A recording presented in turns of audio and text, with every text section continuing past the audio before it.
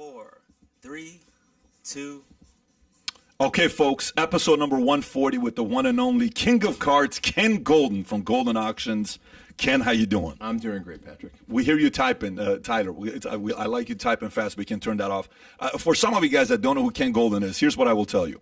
If you've been following Bitcoin, NFT, stocks, real estate, whatever you're following, and you're not looking at the collectible market, you're going to want to stick around today for a couple different reasons. Ken, I think in 2012, Goldin Auctions did $800,000. I want to say in 2020 or 2021, give or take, you did $100 million. 2020. Yeah. 2020 did $100 million.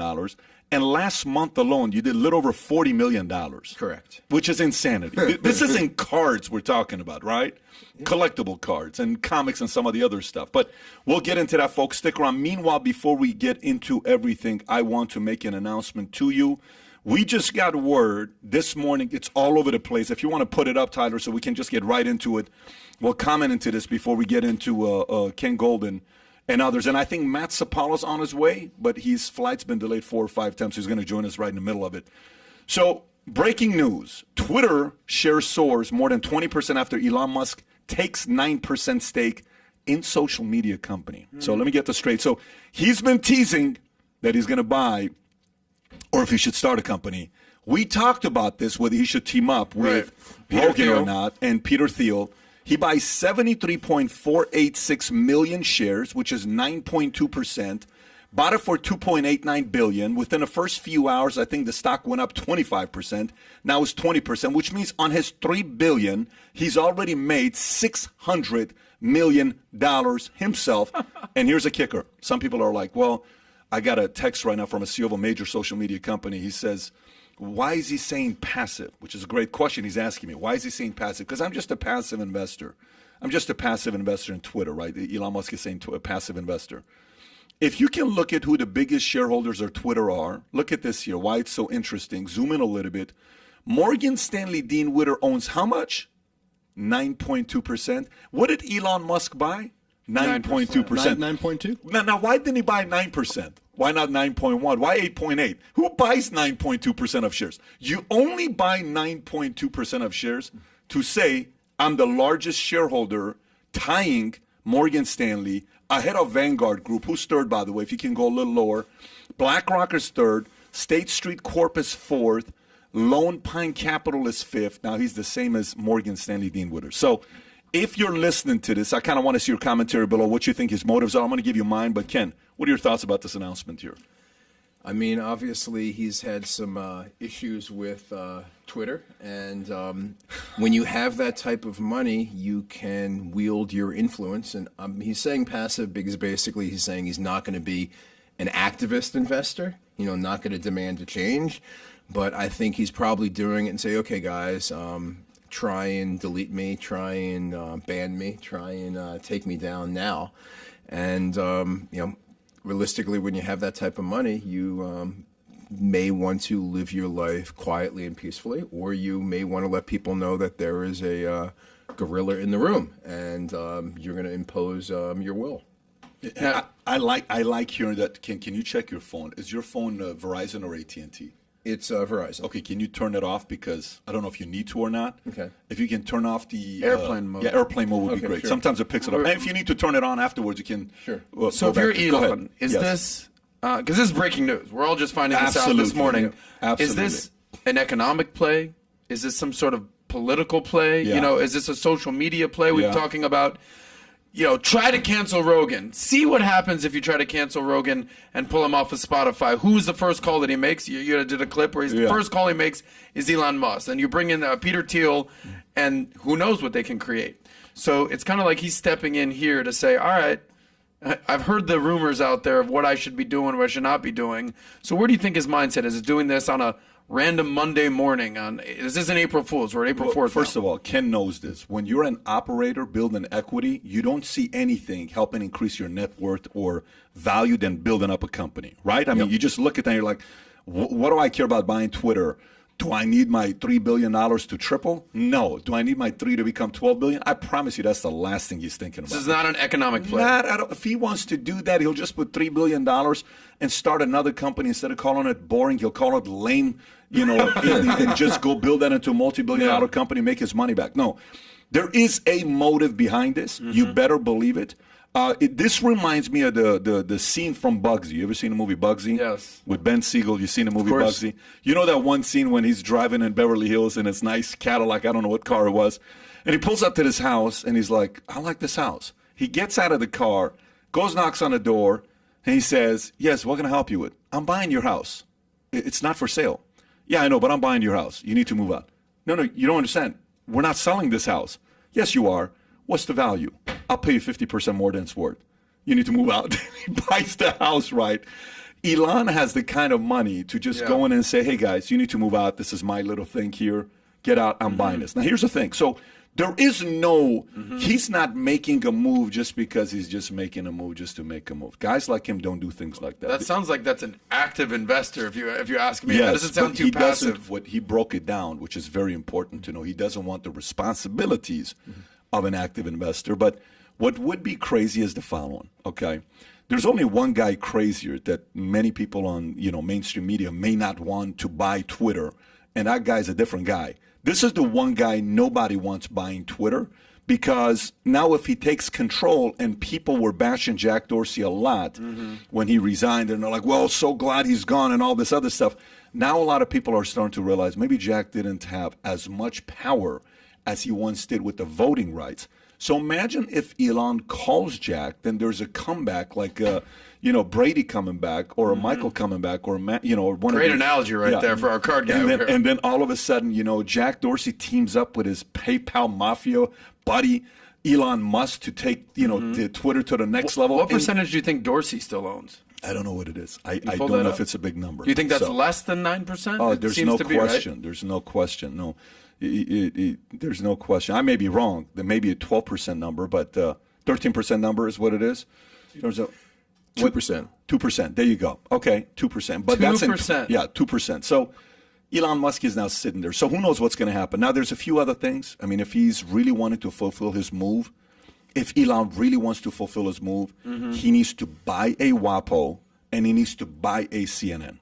Meaning, not WAPO, because WAPO's owned by Bezos. There's no way he's buying WAPO. Selling. Yeah, exactly. But he needs to buy a WAPO. Like Mark Benioff bought Time Magazine. Bezos bought, WAPO. Peter June bought LA Times for like $551 or some number like that. He needs to buy something like that, and then he needs to buy a media company. A CNN he can afford to buy. If he made a move to buy CNN, people would lose their minds if this guy made some of those moves. Pat, let me ask you, because up until now, correct me if I'm wrong, he doesn't own anything in the media or social media space, sure. does he? I don't know if he does or not. Okay, so obviously Tesla, obviously SpaceX, the Boring Company, the Neuralink. It's up until this point, it's all been, electric or moon or space or something next level. Go to his deepest, darkest desires that nobody even thinks about. What is Elon doing with this? If this is his first foray into media or social media, or as you call virtual governments, go there. Where do you think he's thinking? I don't know. I think Elon Musk is about freedom of voice and expression, and he just wants to give that back to himself and others. And he's probably worried that he's pushing the envelope too much, that he may be the next guy to be silenced. So why not buy an insurance policy? Like you and I buy a life insurance policy. I'm sure you want a Keyman insurance policy. Yep. This is his way of buying his own Keyman insurance policy. Try to cancel me, y'all. I think it's a brilliant move. Hats off to this guy. But very, very good move. So it's a defensive move, if anything, at the very least, you're saying. Yeah, I mean, when you see Buffett buys silver, what are you doing buying silver? What are you doing buying certain things that you buy? It's purely defensive. You do it in collectible industry as well, but you were going to say something. Go ahead. I was going to say, something about Elon is a guy can wake up on the side of the bed and decide, I'm going to do that today. I mean, I'm wondering who he told before he was doing this. Did he clear it with his general counsel? Did he talk to financial advisors? Did he just one day go out and tell somebody buying 9.2% of Twitter? Because, I mean, it's crazy. It is Elon Musk. Yeah. I mean, he is capable of spending $5 billion or Do you whatever. think he did? If you had to put your like 50-50, 80-20, do you think he did, or you think he just made a move? I would think it's 50-50. Okay, so wow. So are you saying you think he called anybody? Do you think he called to talk to an advisor? He didn't call his baby mama ex-girlfriend. That's for sure, because she's no longer What's her with him. face? Grimes. I know Do he you didn't think call her. anybody? Do you think he called anybody? Or do you I think if there's anyone that strikes me as someone who's like, what do you think, guys? Here's what I'm thinking. I think Elon would seek some counsel. He seems very reasonable. And even if someone said don't do it, I think he's to Ken's point. So I think you're I'll more do it. 70-30? Yeah, I think someone? What about you, Pat? He made me think about. I wasn't even thinking about that until Ken said that. I don't know, to be honest with you, because I would say he asked because he's got the next 3, 4, 5 moves in place. I'm probably 70-30. How long do you think he's been thinking about this? Oh, a few months. Ever since Spotify tried to take Rogan down, ever since a bunch of people have been silenced on Twitter, ever since Jack Dorsey resigned, I think this has been on his mind for a couple of years. Now, you're not shocked that this is his first play into media, meaning it's not Facebook, it's not Google, it's not YouTube, it's specifically Twitter. Boom. I'm not at all, and I don't think it's going to be the last one. But what is kind of shocking is that it's Elon Musk. That Elon Musk is becoming this bastion of freedom and free speech. I mean, it's not like he's a conservative dude, right? He's supposedly red-pilled, but he left. Remember when he left the Trump administration because of all the backlash he was getting? Very early in 2016, he was counseling the administration, and he left. You know, this is one of the big knocks of the people on the right, is that they're people with tons of money on the right, but they throw it all at these think tanks that can't do anything, that don't do anything, that just waste it. But you know, Peter Thiel just left Facebook. He was on the board of Facebook for 15 years. He just left, and now Elon Musk is the guy that's stepping up. I mean, I think he's going to cause a wave of people to step up behind him and say, listen, we have to put our foot down and get on these boards, spend our money the right way, do it correctly, and put up a fight. Because the fact that they can silence, I mean, Twitter and Facebook have more power than most government organizations around the world, right? They can literally silence anybody they choose. It's about time that people like Elon Musk and Peter Thiel and all those step up. And you know what I'm looking forward to seeing? Here's what I'm looking forward to seeing. I can't wait to hear the commentary of people who hate Elon Musk. I can't wait to hear Elizabeth Warren's thoughts on this. I can't wait to hear what they're going to say about a capitalist that's creating jobs, making the economy a better place.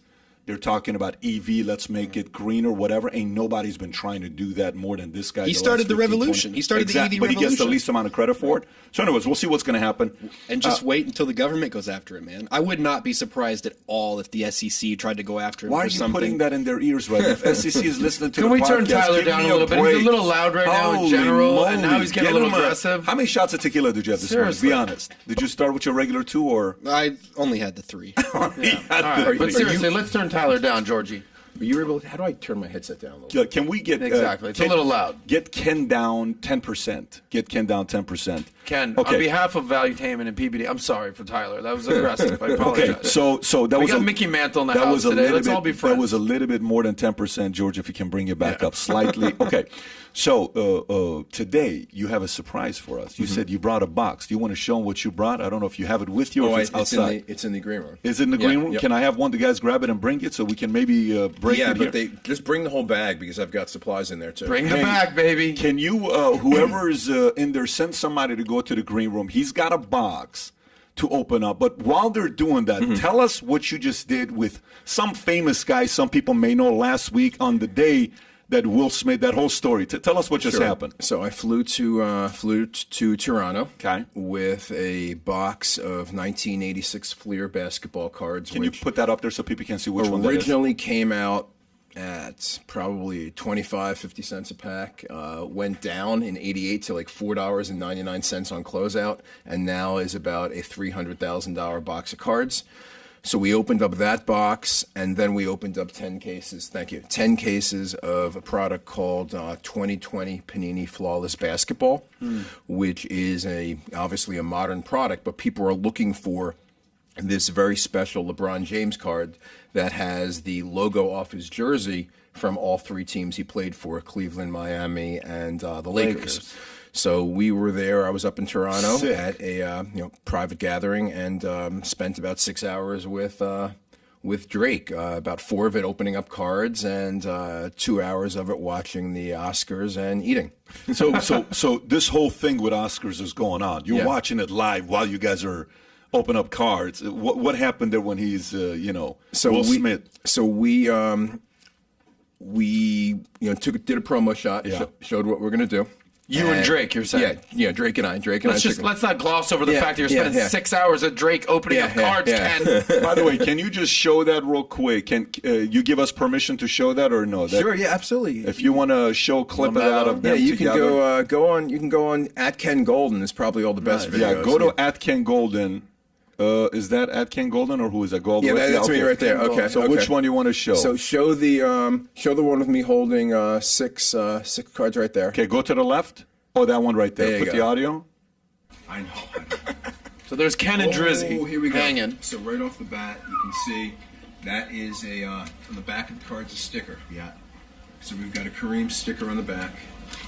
Let's see. Look at Drake. Now, is Drake a collector or no? Drake actually, in about a minute, opens up his first ever pack of cards. Ever in his life. He said ever in his life. So turn off the audio. And how did you guys get hooked up? What happened was he was, and I'll tell you when to click it back live as soon as you see him go to do it. And, he's got some of his friends there. We're drinking. He actually said, the first thing he goes, okay, we're going to do, whoever gets the better packs, the next guy has to take a shot. And I'm like, I will not be here if I have to take 20 shots. I don't know what you're like, but that's not going to be me. What a great game he just started. Yeah. Great. But Drake was looking for this card, and he was doing it by using breakers. And breakers are people who actually open boxes of cards for you. So they do it on YouTube, they do it on Instagram Live, they do it on the other social media apps, and you buy into a break and they'll open the cards and hope you pull a big card. So Drake was doing that with a breaker and then hopped on to my Instagram Live about 2 weeks ago. And I went in with somebody and we had a bunch of cases and we started opening up cases. And what I did was I did what's called a case war with Drake, where we each opened up a box and whoever got the better cards out of the box got the other person's box. And these are 20,000 boxes, 2, 3, 4, 5, 6 at a time. So, it got a lot of publicity, a lot of attention, but I felt that, it doesn't give the same effect as if you're there with him, because all you see is champagne popping, and people can be pessimists and they can say, I bet that's a social media guy typing in. I bet it's not really Drake because, he wasn't showing his face. So we arranged for cases to be brought to him in Toronto. And, I didn't tell anybody because it's Drake. I mean, he can say no at the last minute. And, he had originally contacted a gentleman who runs a publicity site for trading called Card Porn, and he looped me in, and we put it together, and we flew up there and made it happen. And instead of just the Flawless, I also, during my live, behind my shelf, I have this box of 86 Fleer. And I held it, and Drake said, oh, wow, 86 Fleer, Michael Jordan rookie. That's really cool. So I surprised him, and I brought that box with me to Toronto. So I said, before we do the Flawless, we're going to open up this Fleer box. And that's really where all of the excitement happened. And I believe he is about, in a moment, to open up his first pack of cards. If we want to go back, we'll check it out in a second. So he's looking, and he didn't want to touch the cards. They're fragile. These packs as an individual pack can sell for $7,500 to $10,000 per pack. One pack. And there's 36 packs in every box. So I said, no, I'm not going to come out here and have you not do it. People want to see you open the cards. Let's open the cards. So let's see what. Okay. Oh, we missed it. Okay. Here we go. Let's take a peek. Is this the one this is his first pack? Is this the no, this is my pack. Let's see what he does pack. What an amazing name. Oh, that's Okay, here we go. World Be Free. World Be Free. Almost as good as Meta World Peace. No, that's World Be Free is better. Way better. Jerry Sitching, Eric Floyd, Purvis Short, This I think is his fourth pack because I see other Byron ones up there. Scott, Vern Fleming and a Magic Johnson. Did you ever open up cards or no? Did you ever open up a pack? Yeah, when I was a kid, I loved it. When I was 10, 12 years old, But loved it. basically, so he pulled the first pack he opened. He pulled a Michael Jordan rookie. And, First. The first, yeah. So, I mean, I don't know. You want to go, it's got to be up there somewhere. But basically, so he was hooked. Sick. And people, like a lot of NBA players were joining in. Logan Paul joined in. Other rappers were joining in. People were just going crazy. Everybody loved it. But before we broke, and there's a picture of the Jordan, one of the Jordan rookies. That Jordan right there is how much? If you can, a PSA 10 of that goes for what? A PSA 10 goes for about in the vicinity of $275,000 to $325,000 per card. We pulled 3 of that exact card, and we pulled 3 of the Jordan rookie stickers. But also in there, the reason it's so iconic is it was the first major basketball product in years. So it had the rookie cards of Patrick Ewing, Charles Barkley, Akeem Olajuwon, Clyde Drexler, Chris Mullin, Isaiah Thomas, so many others. So there are so many cards in there that if they grade properly could be $5,000 to $15,000 a card.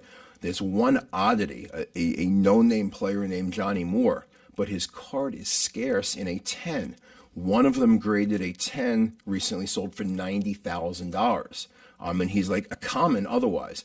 But if you can get the card in a 10 because there's only about 60 of them and everybody wants to get a complete set with all the cards in a 10, it's very valuable. Wow. It's kind of crazy. It's a common, but there's only 60 of them to have a complete set of PSA 10s.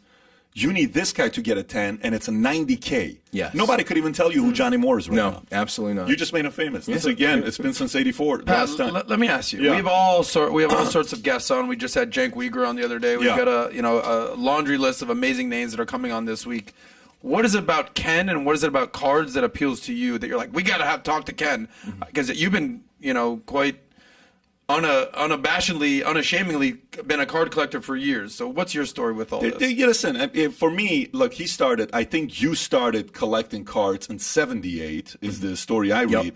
I was born in '78, but the first time I got a card was in '89 in Germany, when Germany was in the World Cup. Oh, wow. I went to a local liquor store, and they were selling these packs for like nothing, 50 pfennig, or, and I bought a pack. I opened, I'm like, oh my gosh, look at this, guys. And then I was addicted. You were hooked. Oh, yeah, and then I came to LA. The first time I got a big card was, you remember the one where you would pull up the upper deck card of Shaq, and you have to mail it in, and they would mail in. Which card was that? So it was 1992, and here's the story. The reason that you had to mail it in was because in 1992, I ran a company, I owned a company called Classic, and I signed Shaq exclusively to a contract. And I'll tell the story. And what happened was I met Shaquille O'Neal, signed him to a contract, and I put in his contract that he is not allowed to appear on anybody else's trading cards until January 1st, 1993. I knew the significance of what doing that meant because I knew that the NBA has licensees. I was not one of them. I knew they had licensees that start putting out cards in September prior to the season. Good move. So when, I sent a legal letter to the NBA, Topps, Upper Deck, and Fleer after I signed them saying, we have this contract, you better not violate it. I was summoned by David Stern to the NBA office and shook my hand, met me, and then put me in a room with, at the time, the deputy commissioner of the NBA, a gentleman by the name of Gary Bettman, who, of course, for many people know him now for many years as commissioner of the National Hockey League. Right. And he went on a profanity-laced tirade to Shaquille O'Neal's agent and then basically said to me, I should hold Shaq out from appearing in any game until he's allowed to appear on our licensee's cards. And this is October. No, Bettman's berating you, or Bettman, Stern? Bettman. Oh, Bettman. Wow. Stern was very nice. Stern said, "Hi, nice to meet you. Blah blah blah. Let's hope you guys can work this out." But Bettman was berating Shaq's lawyers and like trying to get me upset. And I was a young kid in my 20s. I just wasn't gonna be fazed by any of this stuff. So finally, he said, "We can hold Shaq out from playing in the NBA until he's allowed to appear on a card. And my response was, that's fine for me because I'll already be sold out of my trading card product, but I don't think the Orlando Magic, who just selected him number 1 and signed him to that big contract, would appreciate that. And then his face turned red, and we ended up working out a deal. And the deal was that I said, hey, I'm a publicly held company. We issued a press release that said no other card company can do this. We are not going to let any other card company do it. However, they can put in a coupon, and if somebody pulls that coupon out of a pack, on January 1st, they can be sent a card of Shaquille O'Neal. And that invented the redemption card. That was the very first redemption card in history. And that they had, what Upper Deck did was they put a silhouette of Shaq's in black and white, and it was called a trade-in for Shaq. And what's funny is, if you did not send in that redemption card, it's worth more than the actual card you redeemed for, because everybody, of course, sent it in, and so few of them exist not redeemed. But Really? that would have been 1992-93 Upper Deck Series 1 basketball. So I got that card, and I got another Stadium Club. The Stadium Club, he's rebounding it, coming down with it. Beam Team. Yeah, and then during that time, Upper Deck had a 91 or 92 Sergei Fedorov and Jaromir Jagr rookie card that was coming out during that era. So I would go to Albertsons, no joke. My mom would go to sleep at 11 at a shopping cart in the back of the apartment in Glendale off of Broadway and Verdugo, right by the post office. I'd go, leave the house, get on the shopping cart, go to all the trash cans locally, collect 2-liter bottles and cans, go to Albertsons by 2 o'clock. I would recycle this with my friend Adrian. Then we would come back just to be able to buy a box of Upper Deck to get a Sergei Fedorov and Jaromir Jagr. That's how much I loved cards. This was your thing. Oh man, this was like, I'd go to all the shows, the Eagle Rock show, any of the shows that were local, I'd go to it. So. And did it ever stop? Meaning, like, you did this as a teenager, then when you were in your 20s, you were focusing on business? I took a break from military, probably 97 to 04. I took a break, and then I got back into it, and then I deployed a few million in the last few years. But that's a whole different story. So coming back to you today, some of the guys that are looking at cards. And by the way, if you want to put that box out so we can see what box you have, I'm curious to know what you brought with you. Ken's brought a box. It's a surprise. I didn't know about this box. Okay, so this is a what? Can you tell us what's special about this box? It is 2003 Topps Chrome NBA basketball, and the key with it is you've got the rookie class that features LeBron James as the number 1 draft pick. What they call the base card of LeBron, and I'll just go over PSA 10 values because it's easy. That's like a top grade. The base card of LeBron is probably in the $8,000 range, but they have a card that is called Refractor, which is randomly inserted of LeBron. That's about $100,000 a card, and then if you're really lucky, they have an X-Fractor and a Gold Refractor. The Gold Refractor in a PSA 10 is about a $1.5 million card. And not the key is not they're all numbered. Those are numbered to 50. Not all of them have been pulled, which means somewhere out there in some of these unopened boxes exists this potential $1 million plus trading card. So for somebody that doesn't know, a box like this goes for what? $20, $40, $80? That box is in the vicinity of $25,000 a box. This is a $25,000 box here today. So should we open this box or no on live? Yeah, I think we should. So we'll split the profits and I'll just go live our best lives. We'll put that over here. By the way, if you want to see us open this box, let us know through Super Chat. We'll pay attention to it. I mean, obviously, we're not going to raise $25K, but if you want us to open that up, let us know. We may do it on this pod.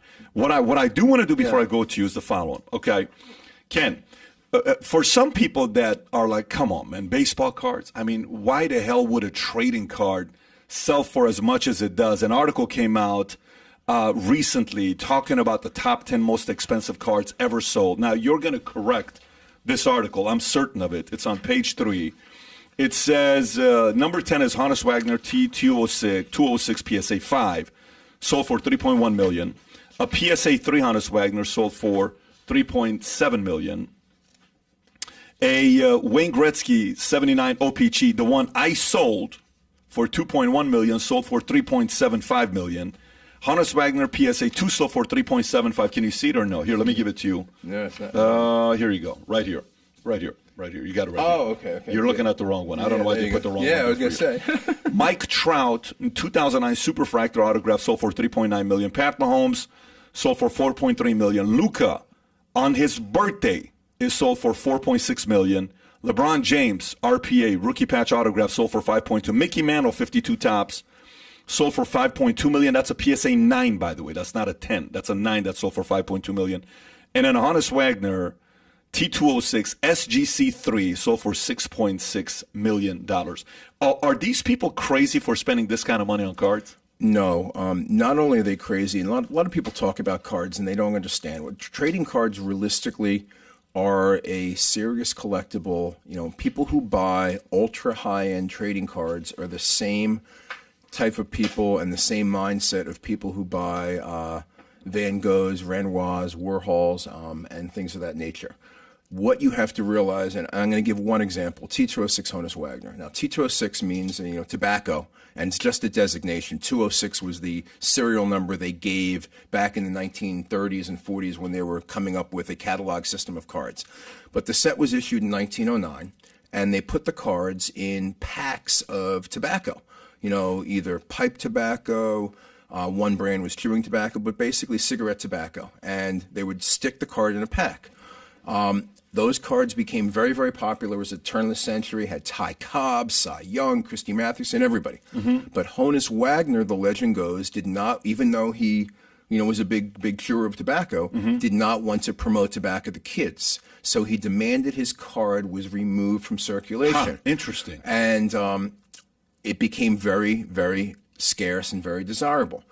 If you go in history and you look at every single time that card is sold, there's probably in the vicinity of 50 known in various conditions, graded by the various companies.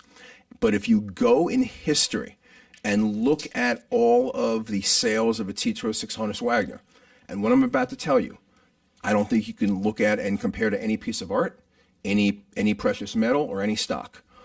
Every single time an individual Honus Wagner has sold and changed hands, it was for a higher price than that exact same card sold previously. So if you look at all approximate 50 cards and you look at all the hundreds of transactions every one of them has had since 1909, there is no documented case of anybody who bought a Honus Wagner, whether they bought it in a horrible condition or they bought the best one possible, has ever bought the card and resold it and lost money. In fact, this chart is already outdated because a graded 3 PSA 3 Honus Wagner sold about a month and a half ago privately for $8 million.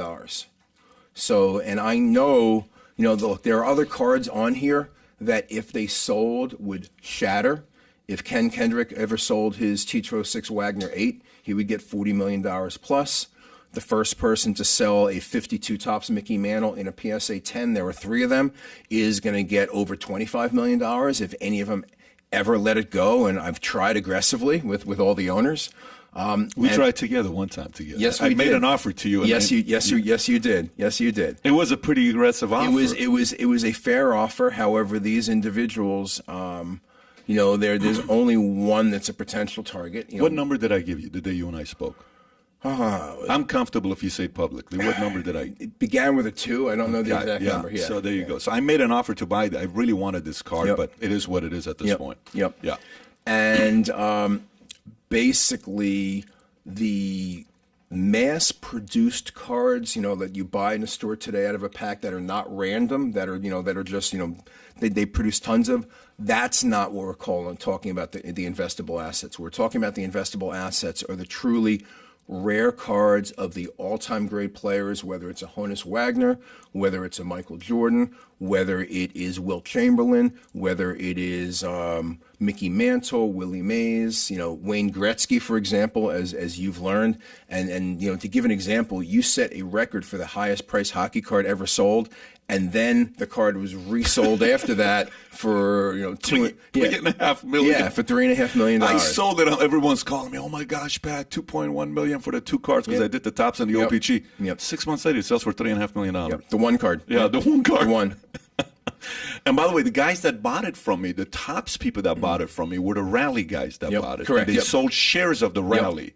And the believe it or not, on the OPG 10, one of the guys that was bidding for it is Wayne Gretzky. Wayne Gretzky was bidding for it. Yep. I got a call. I was on a call with Bruce McNall, and I'm sure you know who Bruce McNall is. And they called me. They said, hey, let's see if we can do something here with this card. I'm like, look, it's between you or it's between Heritage. Heritage was coming to me. I don't think you and I had done any kind of dealings at the time. Yep. Yeah, and so they came through, and then we're like, okay, let's try this out. I think it's going to sell for this much. Okay, and they said, we guarantee the card's going to sell for $1 million. We think, or else we can take the, what do you call it, the reserve off. Yep. I said, okay, sounds good. Next thing you know, it's 11 o'clock at night, and I'm sitting there getting text messages. Here's what it sold for. But so in other words, what you're saying right now is these folks that are buying all these cards, they're not making any, they're not dummies, they're not naive. Now, who was not in the market that's now in it? Meaning, like, at first Bitcoin, it was all, oh my gosh, it's because fiat currency, and then next thing you know, all right, I'll buy $100,000. Okay, I'll put $1 million. And the next thing you know, Michael Saylors of the world, I'll buy, this many, I'll buy this, and then Elon Musk, and then hedge fund, and then mutual funds, and then, okay, now it's legit, right? What have you seen yourself, having been in it from 78 today? What were some of the events that completely changed the card business? And who's entering in a market today that maybe 10, 20 years ago would have never even looked at it? Well, the biggest thing that changed the card business was really the creation of PSA, the authentication and grading company in the early 90s. Prior to that, and it's always funny when people pull out these mail-in publications from like 1979. I'm 13 years old, and it says, Ken Goldin, Garwood Drive, Cherry Hill, New Jersey, which was my address at the time. And, I would say Mickey Mantle, VG-EX, very good through excellent. So it was me, my non-professional, but somewhat trained eye, calling the card very good, excellent. The person buying it, they didn't see a picture of the card. They didn't know if the card was authentic or not. They had no independent grading authority. What PSA did when they came into the marketplace is they did two things. The first thing they look for is this a real card? That is the most important thing. Is it not a reprint? Is it not a counterfeit? Is it not a forgery? That is always going to be the most important thing. The second thing they did was they established a grading scale between 1 and 10, with 10 being gem mint and 1 being poor. And what that allowed people to do as they gained trust and as they gained market share and acceptance was people were able to buy a card sight unseen. And you were able to buy and sell the card in a commodity. So, for example, if somebody ran a hedge fund, they can say, okay, fine, I want to buy 5 LeBron James rookie refractors in a PSA 10. They never had to see the card. They never had to look at the card. They can put it in an asset portfolio. They can line list it as 2003 Topps Chrome LeBron James refractor PSA 10, and it had a value.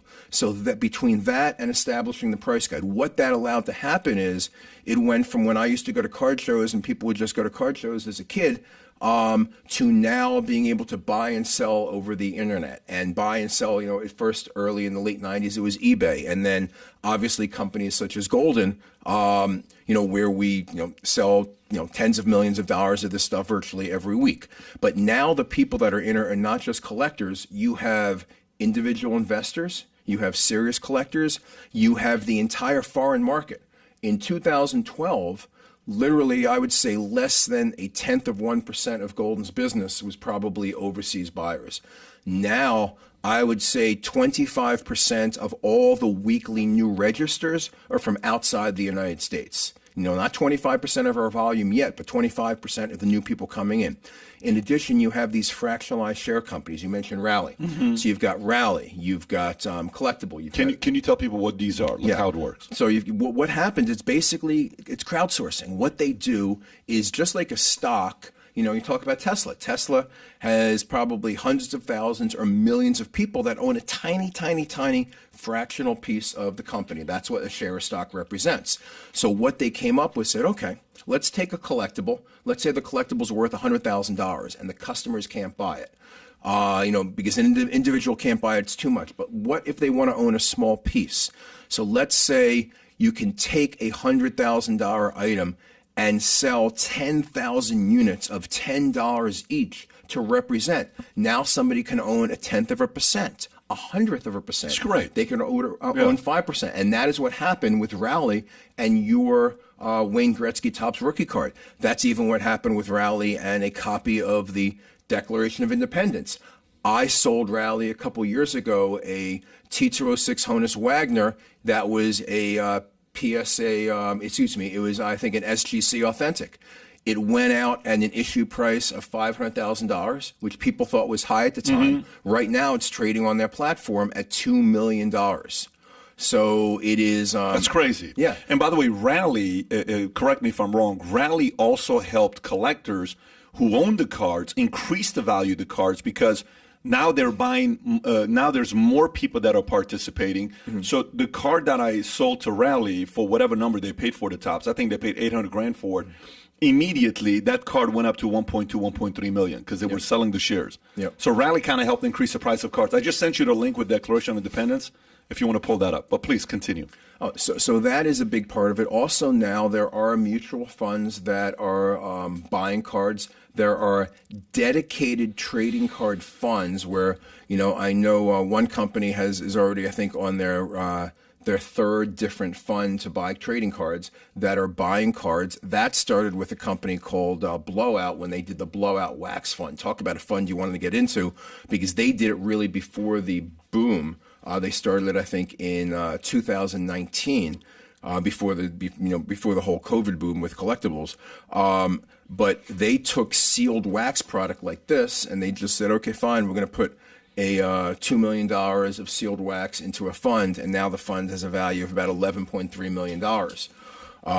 But you've got hedge funds out there that are allocating a percent of resources to it, so it really has become an alternate asset, and you've got people like Tiger Investment Group that they go out and they say, can you speak at our conference, and can you do this, and people want me to go all over there, and somebody will be talking about art, somebody will be talking about real estate, and I'll be talking about trading cards. Is that what's going on tonight? Is that kind of what's going on tonight? That's exactly what's going on tonight. Yeah. Okay. So Adam, did you have a question? I think you wanted to ask something. I'm learning over here. I do have some questions, but we'll get to that. So what do you own that you'd never sell? So one of them, and we did a watch down with Drake where he showed off his new watch, and I said I'm not a big jewelry wearer. I don't wear watches. However, this was a special occasion, so I wore my 1956 New York Yankees World Series watch. That was George Weiss's, who was the president of the Yankees and in the Hall of Fame. So I wore that watch, and it was all the players and the team, they all selected rings. You can get, do you want a ring or you want a watch? And the Yankees had, players want rings. But, the manager, Casey Stengel, and the president said, I've got so many rings already, I'm going to take a watch. So I own his watch from 1956. Is that kind of what it looks like? The Rolex, where it says on the left. There you go, right there. Something like that. Yep. So, except my guy, because he was president, he got his studded out with diamonds. So it's that's cool. Is that Yogi Berra? That's Yogi Berra. Lawrence Berra, but it's Yogi. Yeah, that's Yogi Berra's. Sick Rolex. That's a sick Rolex. Yeah. Can you imagine that? Yeah. So you own one of those? I own one of those, and you'd never sell that? No. And I own a because I'm a card guy, but I'm a big memorabilia guy too. Cards to me are more of an investment and less personal. I don't necessarily have an emotional attachment to a trading card. I do have a complete T206 set. I do not have a Wagner, but I have a Plank, which is about a $250,000 card as part of the set. You have a complete T206? I have a complete T206 set, yes. Really? Yes. Someone's got to gift you a Honus Wagner. Yeah, one of the 50. well, There's just got to say, Ken, you got to. If we go public, and I sell some shares, and then maybe I'll use some of that money to complete my set with the Wagner. That's cool. But the other thing is, I own Babe Ruth's bat from 1927, the year he hit 60 home runs. Sick. It's a PSA 10, and it has provenance directly to Claire Ruth when she gifted it to the Babe Ruth Museum back in the early 1970s. That's gonna be very high ticket. Yeah, that's in the millions. Yes. Okay. Hey Pat, you said that the one thing you would not sell is the Yankees Rolex watch, right? Yes. Is there, because you've been buying and trading and selling, is there something that you're like, I would not sell this card? You sold your You're Gretzky. You got a couple $1,000,000. Boom. Was there anything you would not sell? I don't have the card that I wouldn't sell. That's the problem. If that makes any sense. The card I want that I would never sell, I don't have yet. Got it. But I'm a patient guy. So and this said card, we won't name names. If you did somehow acquire it, it's yours for life. I don't think I would sell it. I think it'd be in some kind of a museum that I would keep. You going to tell us what it is? He knows what it is. Yeah. He knows what it is. He knows what card it is. There's a couple. There's a handful of them. There's a couple options, and 2 of them we've discussed already. Pat, some wheels are turning over here. Yeah. I remember when I first started coming to the Dallas office, PHP Valuetainment, and I saw that there were boxes of cards of your top guys, your employees, your contractors, sales guys, your sales guys. So was that sort of the motivation with I starting actually got this? the idea of the baseball cards for our sales guys from Ray Dalio, because he talks about it in his book. In Principles, he says they have cards for all their guys. Yeah, it's a very good idea, by the way. We have it for all our guys. Every year we give it away. Are those worth anything? To our guys, it is. Okay. We're giving it away in the next couple weeks. If I got my hands somehow on a Ricardo Aguilar card, I would hold on to that for the rest of my life. I would sleep with that under my pillow. I don't know if he would sign it. I don't know if he would sign it. Some problem. Some of Ray's, that's Bridgewater, right? Mm-hmm. Some of his smartest, best, and brightest are extremely high-end trading card collectors and investors. If that tells you anything about the mindset of people, that makes sense to me, though, to be able to do something like that. Okay, so the box. Do we want to open the box or not? Do we want to kind of start opening the box, or do we want to wait till second half for Matt to be here and we'll wait? How far is Matt away from here, by the way? Tell me. By the way, we have. What number do we have? We have 2 super chatters. The moment we get to 20, whatever the amount is, the moment we get to 20 super chatters, we'll open a box. We got 18 more to go. But I got a couple questions here for people that ask. One guy said, rejoining the hobby over a year ago, this is Goker, I noticed a horrible drop in the quality control and customer service. Ken, do you believe Panini has been intentionally reckless due to losing contract on sole manufacturer? That's a bad question. So here's the thing. I think that the trading card companies over the past couple years have been dramatically overwhelmed. And, my viewpoint as a collector is I would think that if I open up a new pack of cards, nobody's ever touched it, right? Every card should be a 10. If it's not a 10, at least it should be a 9. Now, a 10 is gem mint. That means perfect. A 9 means mint, which means it can have a tiny imperfection, like maybe off-center, left to right, top to bottom, or on the back. But that's my viewpoint as a collector. Every time I open up a pack of card, if I handle it properly, every card should be a 9 or a 10. That is not happening. And that's what he's referring to. What has happened is the increase in demand has forced them to go to other places to print cards that may not be used to printing cards to handle the overflow production.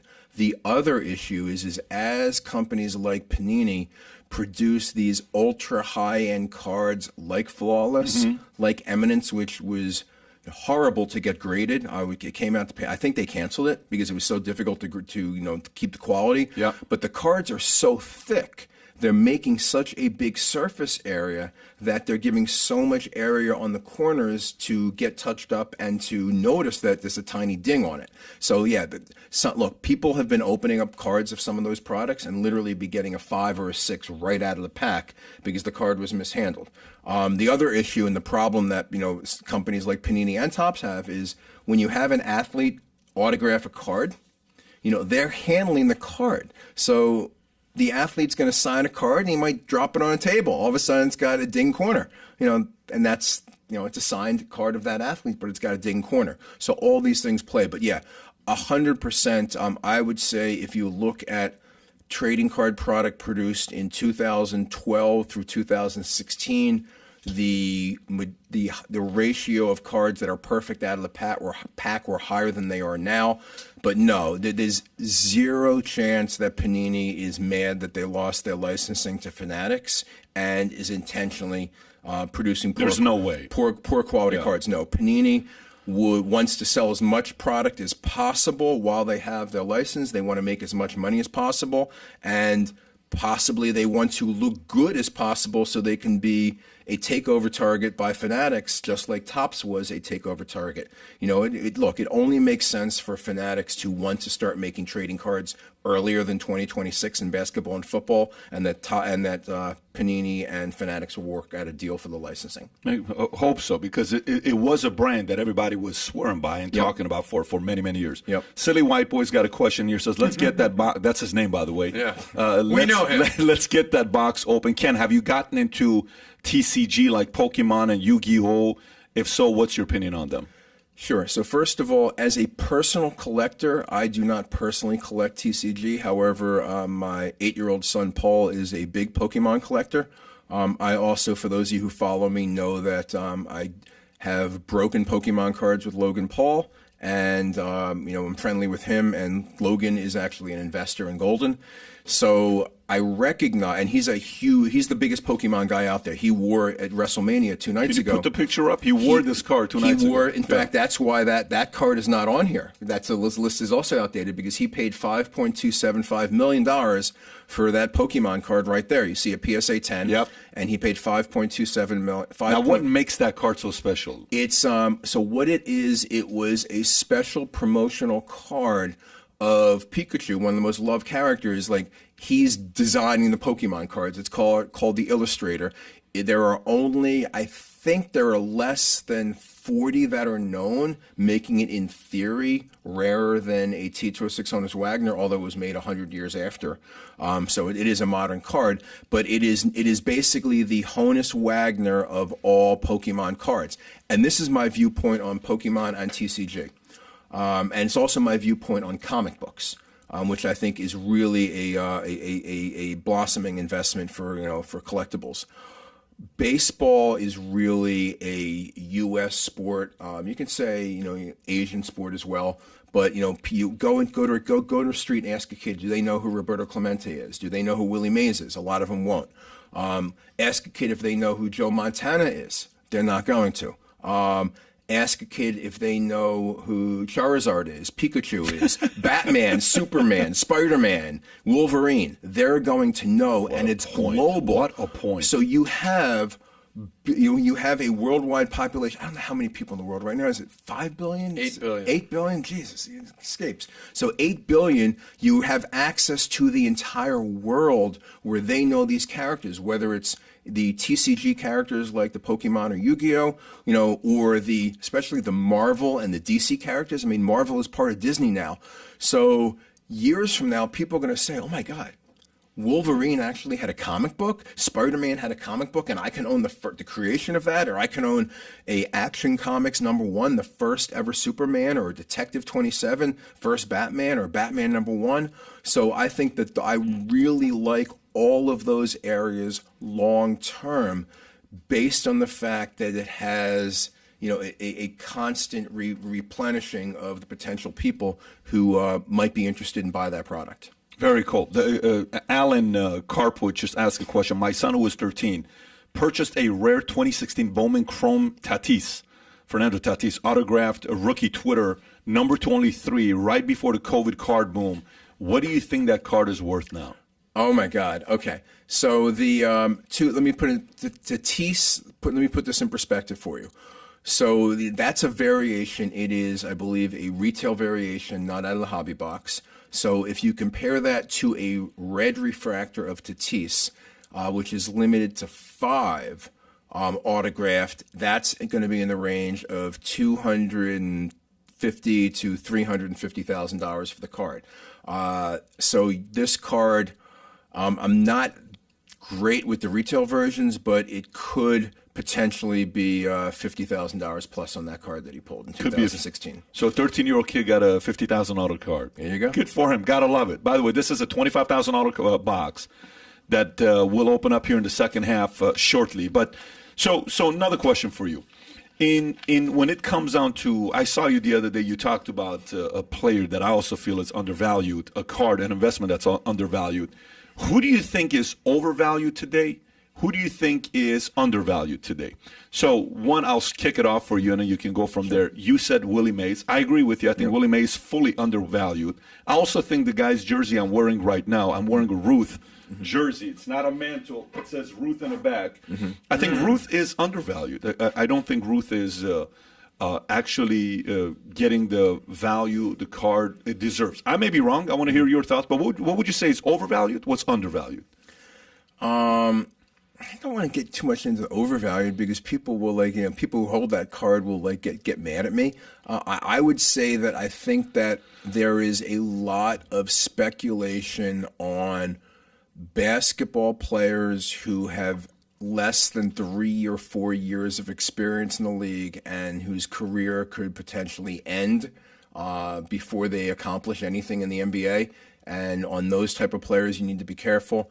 I think on some of the younger baseball players who have not made the major leagues and people are buying what they hope is future value on those cards. Again, you look at Steven Strasburg of the Washington Nationals, could have been the greatest pitcher of all time, but constant arm surgeries and injuries. Look at Jacob deGrom. I mean, he is the best pitcher in baseball right now, and he might not play again this season. Crazy. Because my man Steve Cohen, unfortunately, he gets Schuster, and now deGrom is out. I mean, he's trying really hard to win a World Series. I'm Mets you're talking about. The Mets, yeah. Steve, for those who don't know, Steve Cohen owns the Mets.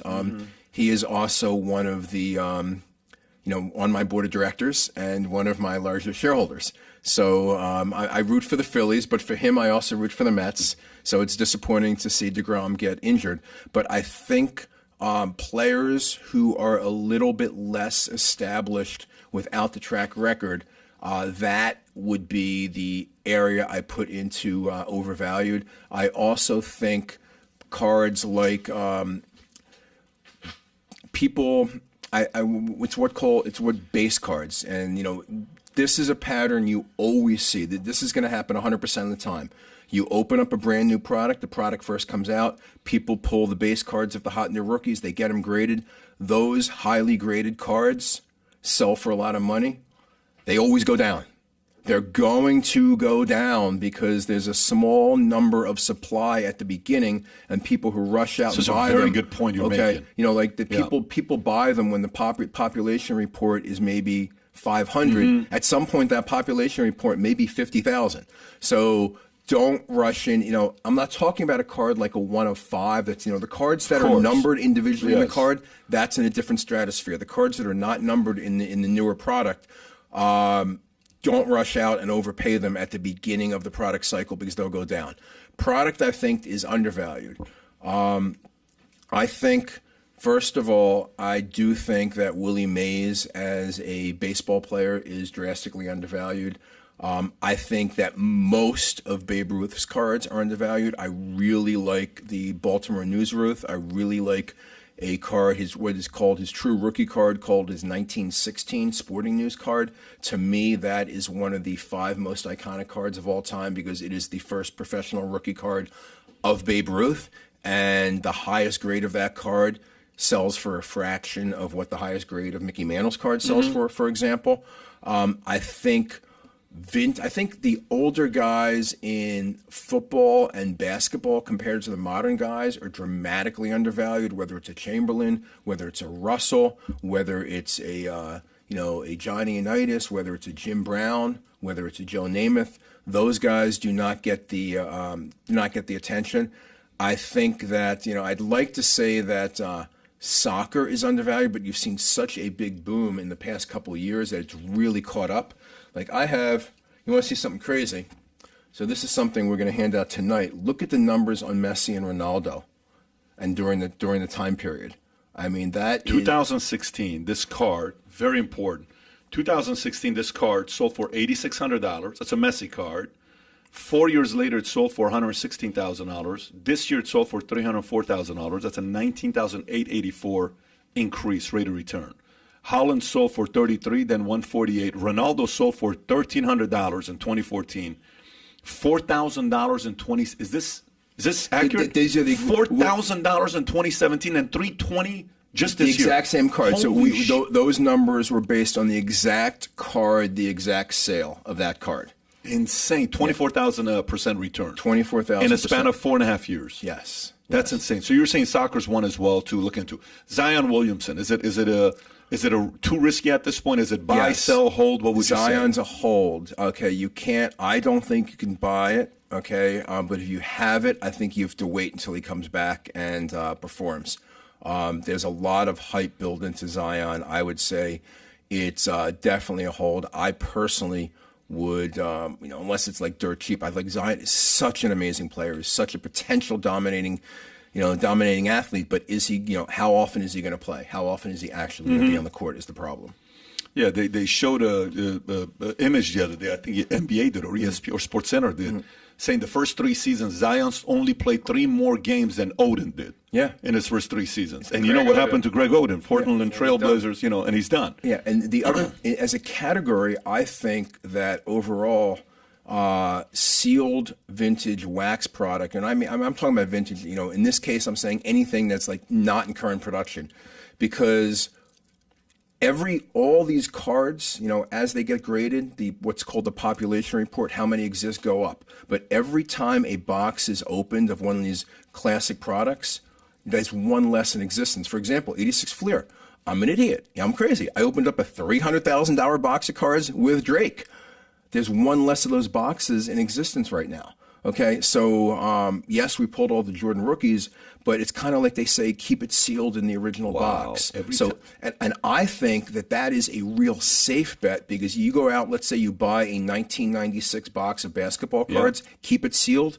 You've got Kobe Bryant rookies in there. You've got Allen Iverson rookies in there. You've got Steve Nash. You've got Ray Allen. You've got Marbury. You've got all these guys. It's a bet. To me, it's like a basket like the S&P, where if you see, and I think it's a safer bet than speculating on one individual player. Like I like 2011 baseball, because you've got Mike Trout and Bryce Harper inside the box. So it's just a really cool thing, and that's one of the things I've collected over the past few years. I totally agree with you about keeping it in the box, except for this one right here. Okay, that's fine. Except for this We're one, over Ken. 20, so if we want to open it up, if you want to take the lead with that, we're over. Well, I got a quick question. Go for it. We're talking about these older cards, right? 86 Fleers, the older Honus Wagners, people that are watching today that decide they want to go buy some cards, right? Is it still relevant today? And where can you buy cards that would eventually be worth value, like Walmart or a trading card store or a hobby store? Well, let me first of all, I'm talking about the vintage product, but realistically, the majority of the market is modern, and we've sold probably 20 different LeBron James cards for $1 million or more. Tom Brady, there exists hundreds of Tom Brady cards that are $1 million plus. People with the modern product, because the way they produce it, back in the day, they only made one version. So the 86 Fleer, there's no Michael Jordan card that there's only 10 of or 5 of. Every single box of 86 Fleer has the exact same Michael Jordan card in it. But today, you can open up a box of cards and say, okay, LaMelo Ball. There's going to be different variations of him. There's going to be some that you don't know how many are printed, but many others that may say 1 of 1, which means it's the only one of that particular rookie in existence. 1 of 5, 1 of 50, 1 of 99. So there are people that are getting really rich by either being incredibly smart or being incredibly lucky. There's going to be somebody who opens up a box of Flawless and has a $4 million LeBron James card once that triple logo man is pulled, and that's what Drake is looking for. There's people that open up something called Bowman Chrome and Bowman Draft, which is where Topps puts all its rookies and young players. There are people who are going to open up and find what's called a superfractor. It's a 1 of 1 card. It is like the ultimate card to own of that player, and that's going to be super valuable almost no matter who it is. But if you have the next young hot prospect, like we sold Jason Dominguez for $500,000. He has never played a game in the majors. He is probably 2 years away. He probably will not see the major leagues at the earliest until 2023. We sold his rookie card because it was a 1 of 1 for $500,000, because they're projecting the future value and saying, hey, when Derek Jeter was a rookie, he did not have a 1 of 1 card. So what That's would risky, Jeter, though, what Ken. would a, of course it is. It's high stakes, high risk, high reward. Yeah. Though the modern cards have a higher beta associated with them than the vintage cards. The vintage cards, if you want to put money into vintage cards and then just have them slowly appreciate, that's fine. The modern cards you can spend $100 and literally have a card that 2 years later is $5,000. Just so people want to know, with the PSA grading service, how backed up are they today? Check this out, by the way, Adam. Okay. How backed up are they? Okay, so a year ago, PSA was 12 million cards behind. I believe that they have reduced that backlog down to about 4 million cards. And, what that means is they're probably, they used to have this service called bulk. And people would be able to send in 100, 500, 5,000 cards at a really discounted price. And what that did was it log jammed the entire system for everybody. So you could have a $25,000 card and your card was stuck because somebody with a $50 card sent it in for $8 grading service, and they're in front of the line. So what PSA has done is they've opened up a way where people, if you've got a card basically that's $500 or more, you can cut the line. You can pay. They've got a $50 service and a $100 service all the way up to $10,000. You send $1 million card, you're going to pay $10,000 to get it graded, but to get it graded real and you like the grade, it's easily worth the $10,000. But yeah, if they all they did was concentrate on the other service, they are probably 6 months, I'm going to guess, to get rid of that backlog. All right, I gotta ask. I gotta ask, Ken. Sure. Seems like this is like the hottest thing on the planet right now.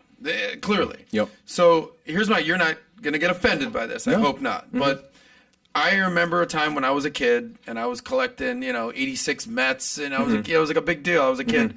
And then I grew up and I was more interested in hanging out, partying, chicks, the whole thing. Now this is kind of cool again. I mean, let's just use what you're saying. You're hanging out with Drake. Yep. You're doing things with Logan Paul. I saw you on your Instagram. You're throwing touchdowns with Tom Brady. Yesterday. Steve Aoki's opened up a card shop with our boy Dan Fleischman. It seems like the cool kids are in this market. I remember a time, my buddy Josh, who might be listening, maybe 5-10 years ago, he told me he was collecting cards. I'm like, you're a straight up nerd, bro. Straight up. Yep. Nerd alert. Why is this a cool thing now? It basically seems like you and the card game has gone from geek to chic. Please explain. Is it all about the money? That's my question. Is it just simply it's an asset class, there's money there, follow the money, the cool kids are in it now, Drake's in it, what's going on?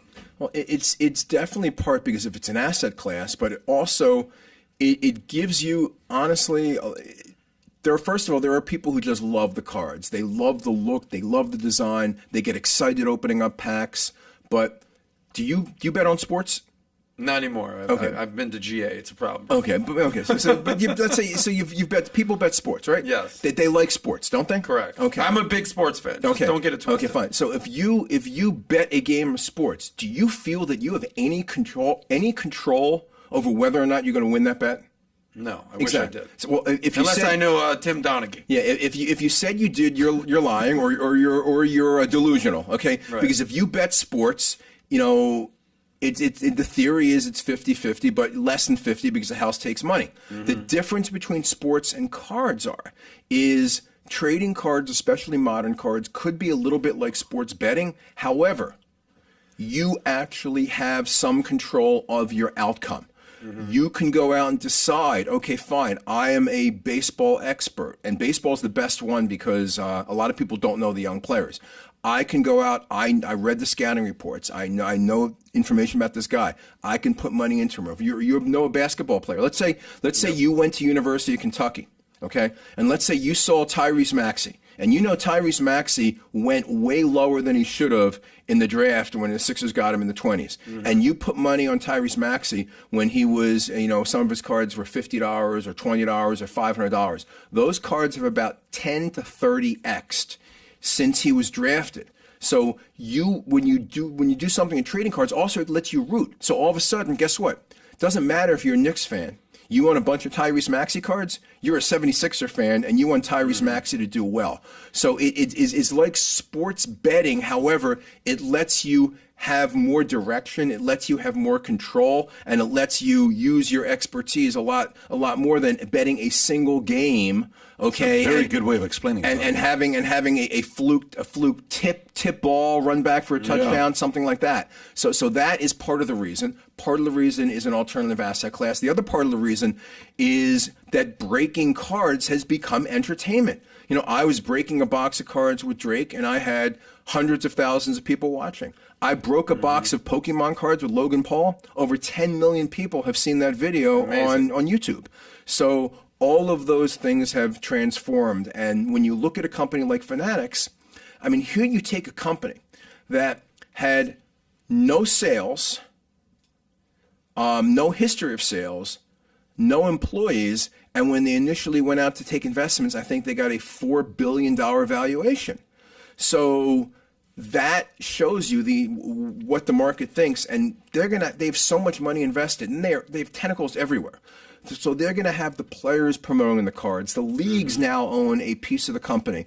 So you're going to have the leagues promoting it, and you're going to have commercials. You're going to have all these things, which is why I like everything that's out of print, because the theory is if you 5x the market or 10x the market, guess what they have to do? They have to print more product, right? They've got to make more product in 2023, 24, 25, 26. So I'm going back 2019 and earlier, and that's the type of stuff I'm buying, because if they are going to bring all these new people into the marketplace, they're going to want to buy something, that was pre-2024, right? There you go. Did that answer your question? Yeah, no. Are you feeling a little bit more comfortable about it? Essentially, the answer is it's all about the money. Sure. And if you want to diversify, rather than picking a sports betting a random game, you get a player. Yep. Can I ask a follow-up with this? Sure, of course. So it says here that, because I'm a big just invest in the S&P index fund. I don't do individual stocks. Who knows what's happening with the market? Yep. Who knows what's happening with Tesla? But I'm very confident the S&P is going to go 10% year over year as it says. So let me just read you some numbers here. If you invest $10,000 in the S&P index in 2007, you'd be sitting on 71 grand right now. So 7x your money. If you invested that 10K into an index cards for trading, it'd be worth 165 grand. Not so bad. So over double that. So to your point, picking out cards, individuals, is there an actual index for cards? Like if I said, look, I don't know if I want a Trey Young or a Zion or a Brady, I don't want the responsibility of picking this one card, whether it goes up or down. Who knows? Is there an index that people can invest in, just like the S&P 500? No, there are funds out there. There are a couple card funds out there. I know that a company called Alt has a fund. I know that Blowout has the Wax Fund, which I like as well. And I know that there are other entities that I think they're doing it more for private clients. There are indexes, like if you go get an app called Card Ladder. It is a pricing tool, and they have like an app of you can check sports by basically type in baseball, basketball, and they have a basket of the most highly collected cards, and they show you what the trend is on that individual card. But no, as it gets bigger, it would be great if there were readily accessible funds. The closest thing to it now that you can buy without being an accredited investor is probably the fractional share companies. Whereby you can buy an individual, like, hey, you want to go out and get Mickey Mantle cards, buy shares of Mickey Mantle cards or buy shares of Michael Jordan or LeBron James. That's the closest thing to it right now. What are those companies called again? You've got Rally, you've got Otis, you've got Collectible. There's a new one coming out with some ultra high-end items called Liquid Marketplace. I think they're launching in the next month or two. But those are 4 groups that would be, if you're looking to do that type of thing. Cool. Very helpful. We ready? Thank you. Let's I'm do ready. it. Go Okay. for it. Lead the way. Okay, so let me just get these ready. Lead the way. Okay, so Adam, what are you learning so far? Tyler, are you a card guy at all or no? After this episode, possibly. I used to when I was younger. I used to have a ton of cards. If you're watching this right now, I'm curious, what has this done to you? Because, the one thing about investment, a lot of people are like, why do you interview, there was an era I was interviewing a lot of bodybuilders. I'd get so many complaints. Why are you interviewing bodybuilders? I don't care about bodybuilders. You're a business channel. Why are you interviewing mafia people? I don't care about mafia. It's a business channel. Why do you interview card people? These are the things I'm interested in, right? I'm interested in collectible cards.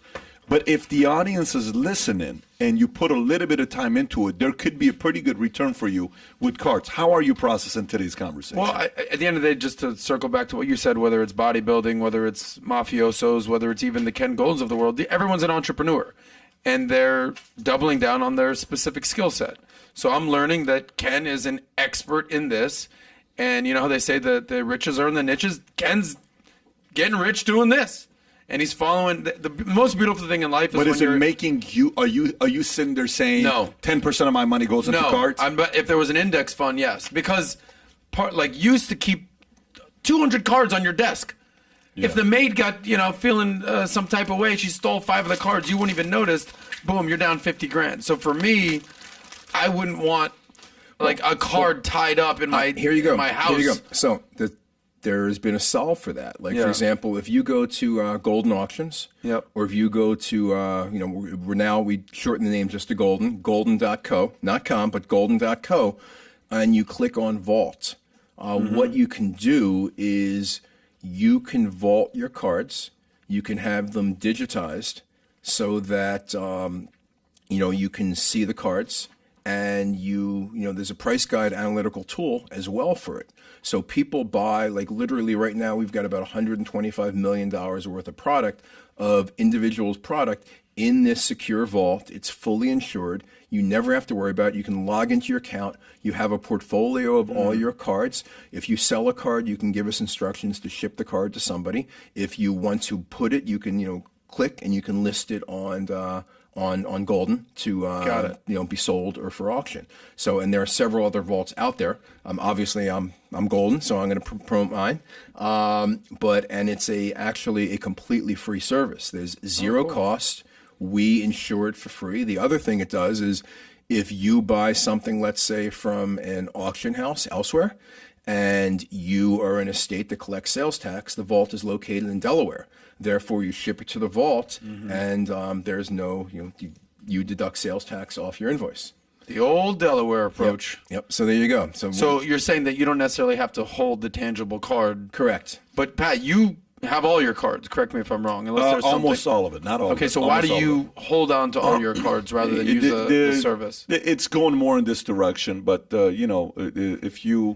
some people have places where you put it in the safe because guests are coming over. You open up the card, you kind of look at them. There's something about looking at your cards. If you're that's how I am. I like to take my cards out once a month and take a look at them. What percentage? I feel like there's 3 different classes of people. I mean, if you're struggling and you're poor, and you're not making a lot of money, just save your money. Save that money. 100%. Have cash. Yes. Don't just try to get a Mickey Mantle rookie card and then you're broke. Okay. Cool. Then there's the person who goes from just, all right, I'm trying to be a saver to try to become an investor. Now, the first thing maybe you should do is have a 401k, IRA, get just the basics. And then the third class of person is maybe someone like a Pat. Is dude, I'm good. I got the cash. I got the investments. Now let me look to diversify my asset class. So rather than just stocks, businesses, real estate, now you're getting into crypto, NFTs, cards, certain sort of rare collectibles, coins, what have you, gold even. Is that essentially the basis for investing, or what do you recommend? Who should definitely not spend all their money on cards, and who should step up to the plate and actually diversify? People who need the cash in the bank to cover food, rent, and insurance should not be spending it on cards. Okay. That's I think that level number 2, I know a lot of kids that are in college that literally have come from middle-class families, have 7-figure bank accounts and 7-figure card collections from buying and selling and investing over the years. I know some 21-year-old who goes to school in Philadelphia who I've been trying to hire for 2 years. I can't, because I literally can't pay the kid $150,000 a year because he's making 5x that with cards on the market. As we have Goldin up here, that's obviously another place you can buy. We're more high end. We have an auction running right now. We have items that may range from $1,000 to over $1 million. But virtually every name we spoke about, except the Honus Wagner, whether it be Mickey Mantle, whether it be LeBron James, Michael Jordan, Jackie Robinson, Babe Ruth, all of those items are available in some variation at Goldin right now. But getting back to the box, look, there are people I deal with. I think they're a little nuts. There are people that have 90% of their investable assets in cards, and they feel that they want to invest in what they know. They feel the stock market is manipulated. They feel that people are crooked. They don't believe in, they feel there's not free trade, and they feel with trading cards, they have a competitive advantage and that they can hold the assets and they can control what they buy and what they sell, and not be up there where, I don't want to pick on any publicly held company, but, where they own, I will pick on one because I was stuck with some of this stock, where they got Peloton. They thought they got a great deal buying it at $80 because it was down, and then they goes down to 30 because they announce when they put out their earnings that, oh, by the way, we've been really sucking for the past couple months and we didn't give anybody advance warning. But they don't want that to happen to them. They don't want that to happen to them, and they don't, or they look at the financial crisis. You can pick one, but in 2020, when they said some people, the COVID came out and everybody forced the market down, and then all the billionaires bought it all up cheap, and now it's higher than it ever was. Right. So they want to have some control, and typically the younger you are, the less likely you are to buy stocks. Thank you. Let's open it up. Sure. Let's lead the way. So this is what's called the hot pack. So we're going to do this last. Okay. Okay. Now the key with this card is, Tell me why is it called a hot pack? because this is a hobby exclusive, and it has a guaranteed called an X Fractor in here, which is one of those rare cards. Guaranteed. Guaranteed. Okay. There's one guaranteed X Fractor in this box. So what we're looking at, and with these cards, they are. Let me move this over here. There he goes. I should have brought a mat. Notice how he carefully opens the pack. Yes. In fact, Notice how his hands are not dirty. Here we go. I'm going to want to see who I got. Okay, so we have, and these you got to be careful not to touch. You get Corey Maggette. Were you able to see this, by the way? If you can put the camera, can you guys zoom in one of the cameras? John, if you want to come in here, or George, so we can zoom it in. Okay, so I'll show you. Corey Maggette. Okay. Duke. I remember him. Steve Francis. Okay. TV franchise, yeah. Kurt Thomas. Miami Heat. Checklist. We don't want that. What is that card you're saying? It's a checklist. This is not. Okay. And Mike Sweetney. Okay. Sweetney. No, Georgetown. Buzz. What I will tell you is people are going to say, oh my God, you got fingerprints. Some people open up cards with gloves. You can damage I find you can damage the card that way because you don't have the real feel. And what people do is they can take a microfiber and just clean a fingerprint off it. And anytime you send a card out to get grading, if you're not taking a microfiber and touching the card to make sure you're removing your fingerprints, you're downgrading your grade. Now, Ken, there's only 5 cards per pack? There's only 5 cards per pack. Okay. Excuse me, 4 cards, 24 packs per box. 4 cards per pack. I got to tell you, the cards are cooler than I remember. They're Yes, like, they are. They're like almost risen a little Let's see what we bit. got here. Matt Harpring, Jalen Rose, Jalen Rose. Yeah. 81. You know what's 81? Pavlovic, What's 81 in Kobe Jalen scored Rose? 81 on Kobe Jalen. scored in 81 Toronto. on. Yeah. Travis Hansen. Okay, Travis Hansen. I don't remember that guy at all. here we go. This box can So be, some of these cards are just whatever, some dude who never made it whatsoever, and then you got guys like Steve Francis, who's arguably a Hall of Famer. yes, you got a lot of rookies. And also, these guys all made it. They're all in the NBA. Mm-hmm. Okay. So we got. Is this able to show it all?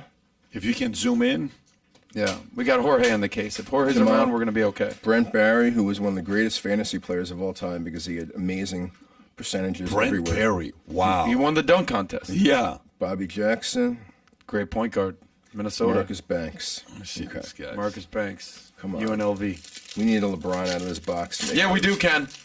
Okay, well, we just pulled a good rookie because I saw the back. Okay. Okay, so we have a better rookie. It'll be the last card. Let's hope there's more in this pack. Manu. Definitely a future Hall of Famer in the back of this pack. Manu Ginobili. Ginobili? No. Who do we got there? No. That is Ginobili. He's definitely. I mean, I think he's Ginobili. already- He just got elected to the Hall of Fame. Eddie Curry, Bust. Richard Hamilton, Rip Hamilton. Hall of Famer. He lives right across the street from us. Oh, you know it's serious. Ken just busted out that plastic covering. And Who do you got there, Ken? a chrome Carmelo Anthony. Wow. So we Chrome got that. Carmelo Anthony rookie card. So we You got put that right in the plastic. Yep, absolutely. Mellow. Absolutely. Shout out to you, buddy. This way you guys won't get your fingerprints on it. What's something like this go for? It's not $1,000 card, but Okay, at least it's few $100. Few $100. Okay. Yes. So a rookie Mellow. Nuggets. We got a rookie in the back of this one, not the rookie I want to see. Okay, we got Latrell Sprewell, Sprewell. Choke his coach out if That's you the first thing I thought about. Karan Butler, Karan, assistant coach of the Heat. Troy now. Murphy, and I got to look at these carefully just to make sure I'm not skipping over a refractor. I probably have already, because the refractors they're the same front, but they're just shiny. So, and all these cards are kind of shiny. So Ken, is this basically what you did with Drake? This is exactly what I did with Drake, yes. Now, the difference with the 86 Fleer box is because they were all well-known players mostly, you had a lot of cards that everybody wants to get. Andre Miller. And they also only had 132 cards in the set. This is a much larger set. Andre Miller, very underrated point guard. Jason Yeah, he Terry, was actually pretty good. Terry the Jet. Jarvis Hayes. Okay.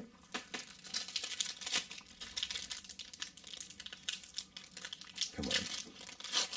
Pat's just looking for a Dennis Rodman rookie card. That's that. Well, that would be 1988. See, he knows. 88. Same year as Pippen, I believe, right? That Fleer. Yep, exactly. That one set. Wally Zerbiak. Wally's Kwame Brown. Talk about draft Holy, busts. great podcaster. Keith- Tyler, this one's for you, Tyler. We got to get Kwame on the scene. He's blown up, by the way. He has blown up with his Like podcast. if you 2 years ago, his Zarko card would have been irrelevant. Now Who was he fighting with? Was it he was Who was getting he into fighting? it Yeah. with a commentator like Yeah. Matt Barnes and all the Smoke podcast. was it Stephen A. Smith? Was that the one who was? Oh, it was Stephen A. Stephen A. Smith. Good Smith. call. Stephen Yes, A. it was Stephen A. Smith. You're Stephen A. right. Smith. Okay. You're right. Well, who doesn't have beef with Stephen A. Smith? If you Okay, don't so beef we with have. Stephen A. Smith, So you you're can not see doing right it here. We have a refractor. You can see the difference. Yep. Yep. Okay. So let's hope it's somebody who's good, because if it is, that'll pay for the box. Eric Snow. Nope. Eric Snow Penny was Hardaway? the second best player to Penny? Penny. No, Penny Hart? No, he Eric just said a Snow. penny. Though. Oh, we have a good card. What do we got? What do we got? Oh, we have a really good card. We have a Tracy McGrady game worn. Sick. T-Mac. Okay, so let's get that. Tracy McGrady game worn jersey. Yes, you have it's a 25 refractor. Okay, so we pulled. It's the first one of these I've actually pulled a 2003 Chrome. Can you Can you zoom it in? It's see if you're on it or not. do I gotta tilt it? Tracy McGrady. That's the angle right there. If you got it, that's the camera. Okay, you see it or no? Is this Okay, good. Yeah, they And can let me see show the it. back. Let me show the back. You can see where it's got the congratulations and you got the number 25. It's 1 out of 25. Yes. Huh. So what's something like that go for? I couldn't even quote this off the top of my head. So it's I've never I know the $1 million. refractor. Yeah, No, no, I it's not wish. $1 I million. wish. But it's 1 in million 25. Yeah, dollars. it's 1 of 25. Okay. So that's good. Let me put this in here too. T-Mac could have been going down as one of the best players ever if he avoided those 5 out injuries. of 25. That's There we go. So that's a good one. And then we got the last one is Josh Moore. Okay. Never even heard of him. All right, we got T-Mac here. Oh, wow, it's a little piece of his jersey in the card. Yes. It's actually pretty dope. Yep. Game-worn shorts. So they cut off a little piece of his shorts. And they put in the card. Put it Pretty in the sick card. What they started Interesting. doing, yeah. Ken, I remember back in the day when I was growing up in the 1920s, Oh. it came with gum. Please God be good. Here you go, PBD. All right, let's see what we got here. Okay, we got a really, really, really good card, but not of a really good player. Gary Payton. Okay. Gary Payton, what do you mean? No. No. We got Peyton Sarunas rookie would be 1990 or no 92, I believe, right? Peyton, I think Peyton is 90, 91. Yeah. Derek Coleman, same year as Coleman, I believe. Sarunas Ilgauskas. So this is what's known as a black refractor. It is one of the holy grail cards. If this were LeBron, we'd have a $500,000 card right now. Who's that? Whose card is that? This is Mike Miller, three-point specialist. For the Heat. Yeah, Memphis Grizz. Now, if you can even somehow something like that, is that in the few thousands or no? I only if it's a 10, yes. Wow. So this is limited to 500, but the black refractors are very, very tough because of the border to get really high grade. So this one is definitely perfect. That's why I was so careful. Mike Miller. Mike Miller was. You won it for the Heat. Yeah. Game 7. Okay. Now, Ken, if you could somehow pull an Arvydas Sabonis, the best passing big man of all time, I would love that, man. Who was that for? Who would that go to? Was that you and I? Or? Yes. Yeah. So when you open these cards with Drake, and every first card had the stick of gum on it, how many cards are actually high value cards that you can't get the gum off of? Luckily with Drake, there was none on a Jordan and none on any of the key rookie cards. They don't do the gum anymore, right? No, they don't do gum anymore, luckily. But they used to. Why did they put the gum in there? It was Because Topps started as a gum company. It was Bazooka, Bazooka Joe. Bazooka Joe, great gum. Yao Ming, that would be a good card if it was a refractor. Nene, just like Elvis, one name only. That's right. And Maurice Williams. Nuggets. Okay. You remember the name? Mo Williams. Yeah, Do of you course, want to try Nene. it? Do you want Nuggets. I'll do one here. Yeah, Adam, you want to Do do it. one or no? Yeah, let's do it. All right. Tyler, do you want to do one? I'm interested in that one. All right, let's see what we got here. PBD. Okay. So the way you're doing it is... So I go like this. I take it up top. I hold the edges and I just pull it out so that it can go like that. And then once I get a seam, I just carefully peel it. Take it at the top. Can you grab a scissor? I don't want to screw this thing up. So you're just pulling it up? Do you want me to start the packs for you guys? I would love for you to do that. I could see myself got pulling one of this them apart here. and butchering it. PBD, would you send that to Ken? If that has my Arvydas Sabonis card in there, I'm running out the studio, Ken. Nick Van Exel. Wow. Oh, yeah, I watched this guy 6-point guard. play so much with the Lakers. Before Kobe, it was Nick Van Exel. Nick Van Exel, yes. Yep. I got a Duane Wagner. Do you remember Duane Wagner? Yeah, of course. Came out of high school, I believe. Keith and, Van His Horn. son is the number one high school player in the country. Really? today. Point Yep. guard? Yep. Wow. Travis Duane Wagner. Outlaw. Travis Outlaw. He played for. Adam, let's see your luck, Adam. Here we go. I know this guy.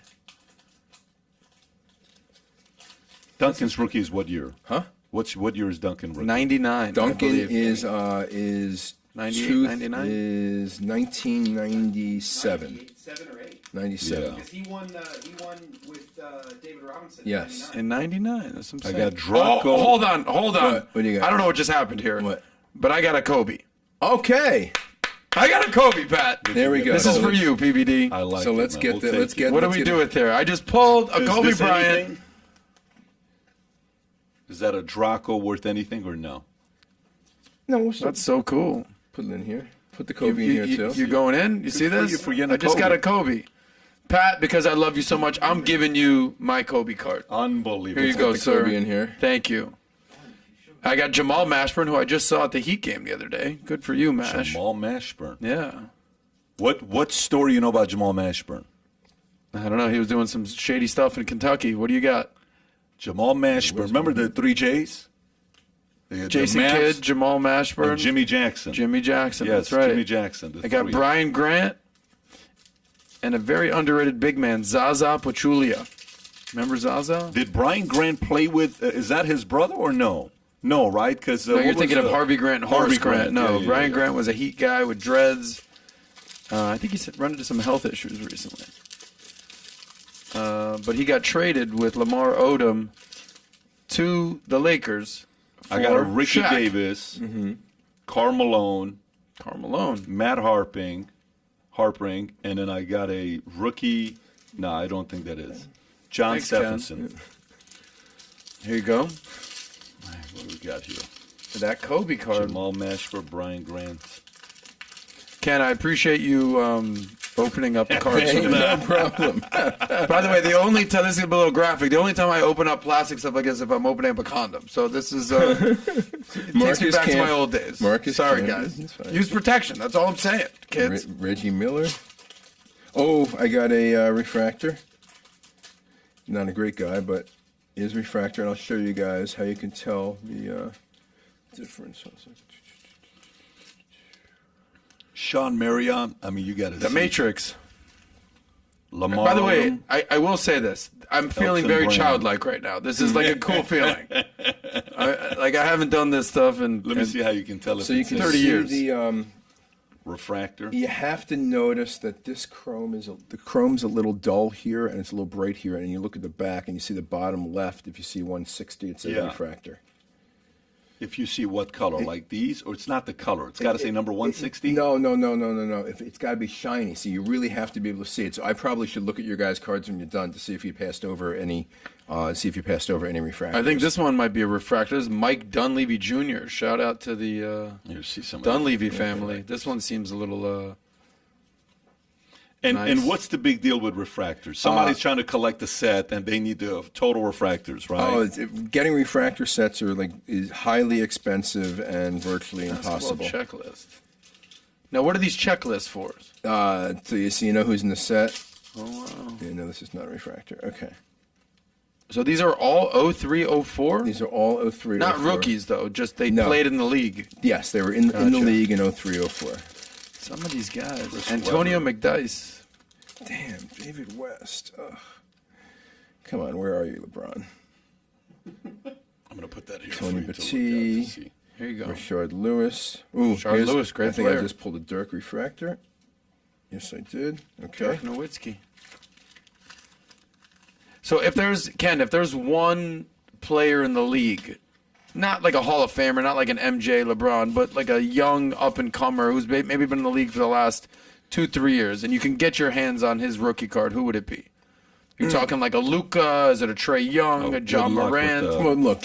Obviously, John Morant is doing amazing. His cards have gone up. Luka is doing amazing. His cards are already up there. I mean, Luka has a lot of expectations built into his card prices, but he certainly can dominate the league. I think Trey has come off a little bit this year. I like. I think Tatum is. Jason Tatum, is really might be undervalued. The guy I'm going to mention somebody. It's going to be a home buddy, but I think is really undervalued, and that is Joel Embiid. My guy. Giannis certainly. Look, what if Giannis wins 4 championships and 5 MVPs? So he's got 1 championship. He's got 2 MVPs. It looked like Embiid was going to win the MVP this year. Now it's probably a toss-up between Embiid and Giannis. Jokic. Jokic as well. Jokic is He's an interesting guy. yeah, he does not have the type of game that inspires collectors. Is the Jokic? issue. Yeah, so He's the reigning MVP. he is the reigning MVP, but there are some players who are amazing players, but are underpriced. Like for example, James Harden.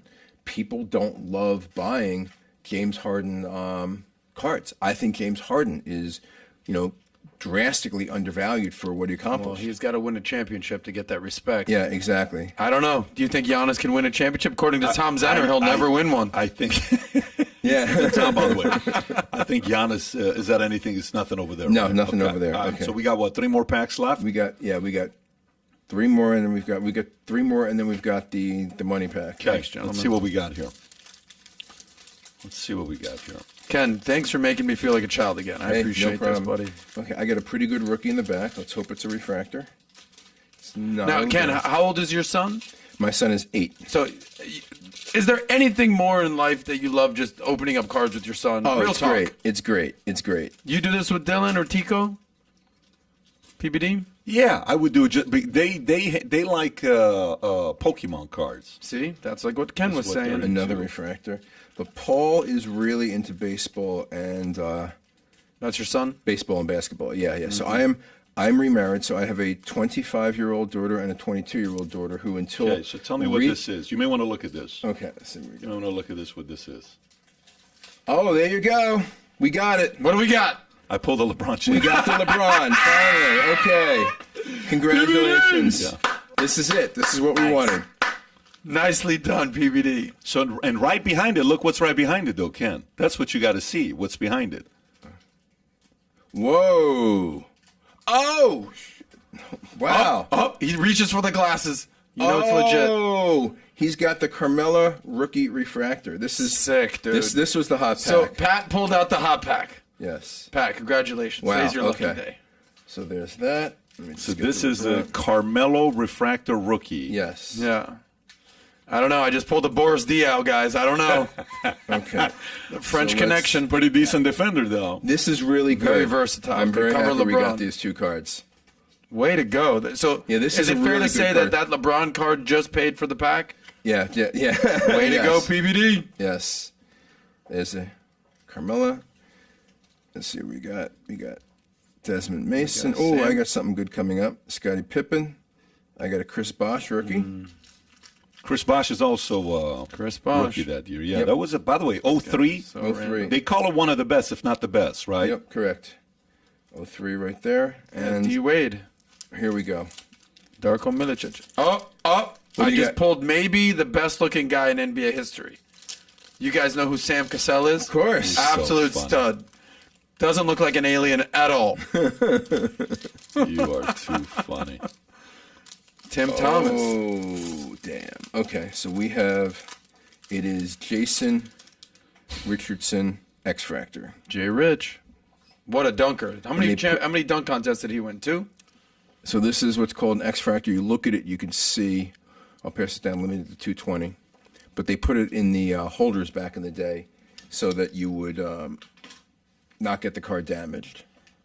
When he came out, I mean, people thought he was going to be a bigger star than this guy had. This guy had an interesting game.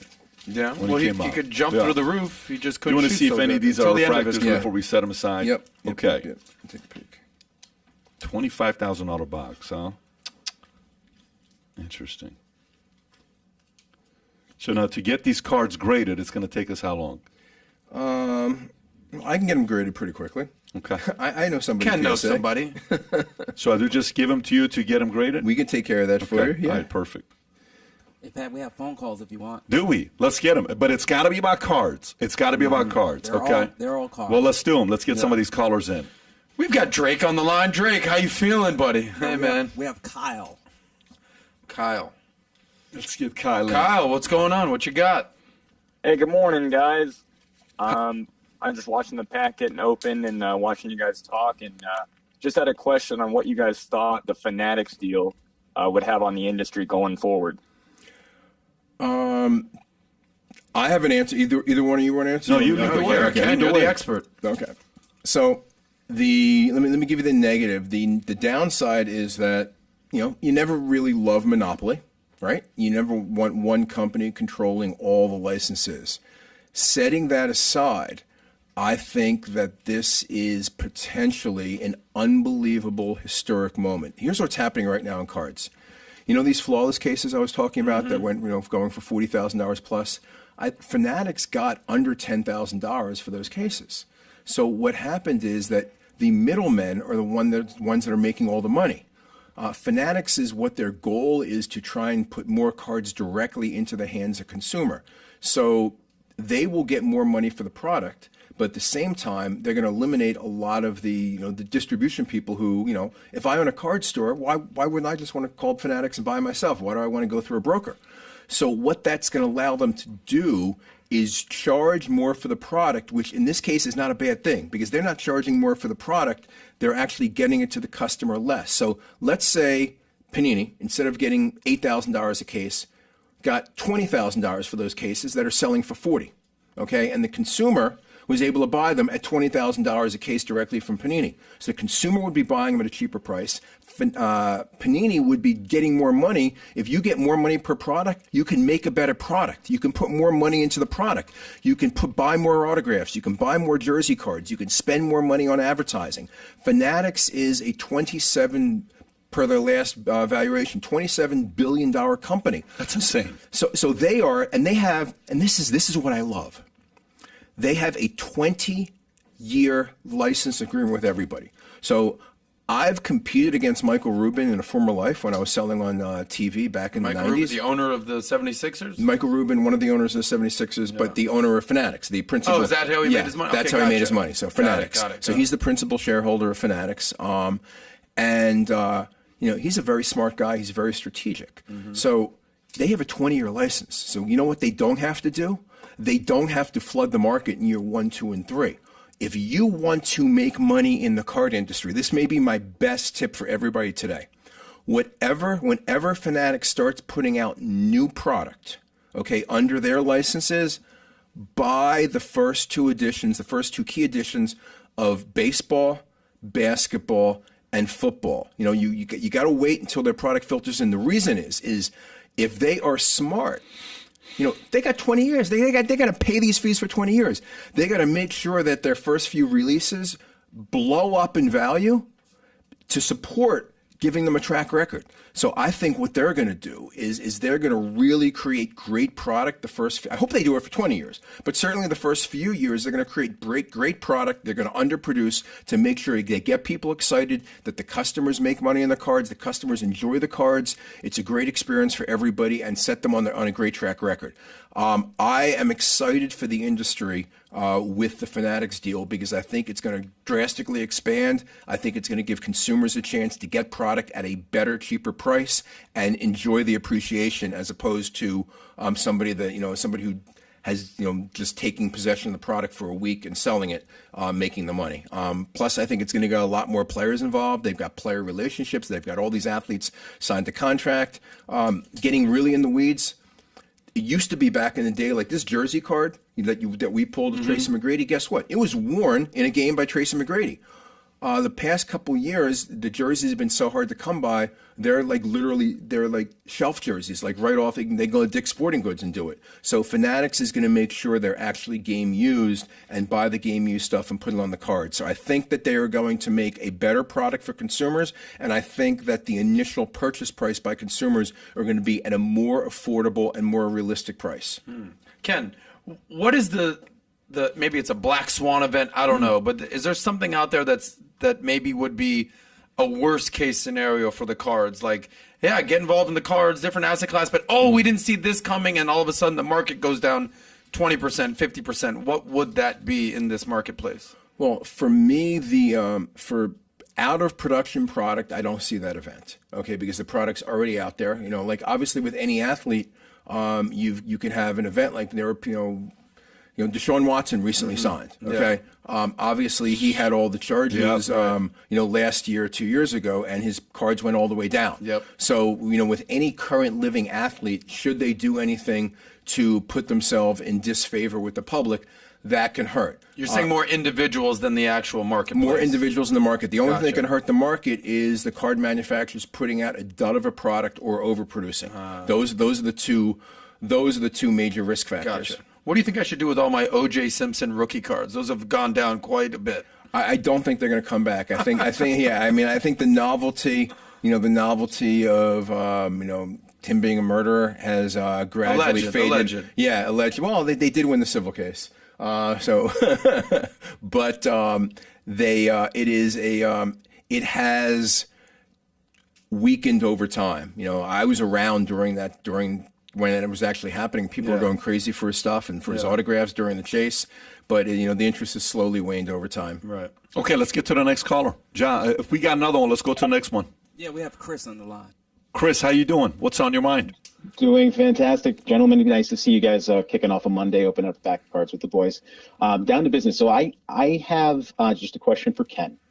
Currently have an entire base set, first edition Pokemon cards. Majority of the shinies are graded 8.5 and above. Okay. Now, looking at the market, it's very difficult to read because I'm in kind of a unique position where not a lot of people have an entire set. So my question to you would be, how would you approach that? Would you go through an auction? Would you go through, what would your approach to be to go ahead and sell those if I was interested to do that? Well, sure.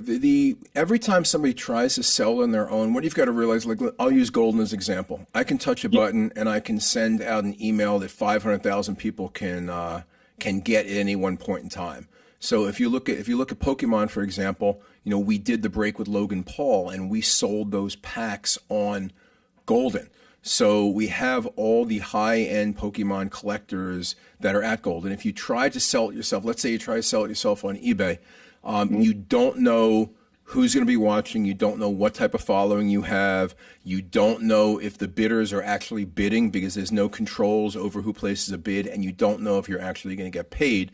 With the larger, more established auction houses and marketplaces, they approve their bidders. They watch the bidding. They make sure you collect. They're going to highlight it. They're going to advertise it. You're not going to be one of 75 million products listed.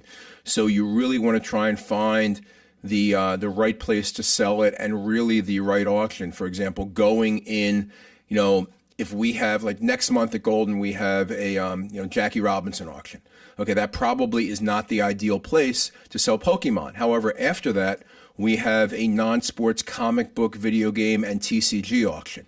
That is certainly more likely to attract people who are interested in Pokemon than something that's generic. Wonderful. Thanks so much for the time, guys. I appreciate it. Great feedback, by the way. Great feedback. Thank you, Chris. Next person, John. We don't have anyone else. Zach hung up, but he did want to know about UFC trading cards, and are you interested? Yeah, UFC has really been taken off. I can imagine. We're lucky that Conor McGregor follows us, and he's retweeted some of our tweets every time we've sold a record of his card. But UFC, again, it's worldwide. It's relatively new, the trading cards. They are rapidly gaining an audience, not only for the fights, but rapidly gaining an audience for the trading card collectors. And it's a hotly contested license. So yeah, I like UFC cards going forward. You got to get your hands on one of these Patty the Batty cards. That's my guy. Yep. That kid's going to blow up. Patty the Batty. You know that guy? Yeah, of course I know Patty. He's great. I bought Conor's best card, which was the autograph, and I think it's like 1 out of 25. If you know which one I'm talking about. Conor has $30,000. It wasn't a lot of money, $25,000 or $30,000. And with things like Aaron Rodgers, would you say Aaron Rodgers is underpriced right now, undervalued right now? Ooh, that's a good one. I would say I'd rather invest in Aaron Rodgers cards than, say, Patrick Mahomes cards. Really? And I'll tell you why. I'll tell you why. I think that Aaron, first of all, he's a Packer. Second of all, he's got so many MVP awards, is going to go down as one of the all-time legends. And I think that his cards lost a bit of a shine last year during the whole, I'm vaccinated, I'm not vaccinated thing. And I think his cards went down. The further we get from that, people are going to care less. Yep. Okay? And he won the MVP again. Okay? And he signed the largest contract in NFL.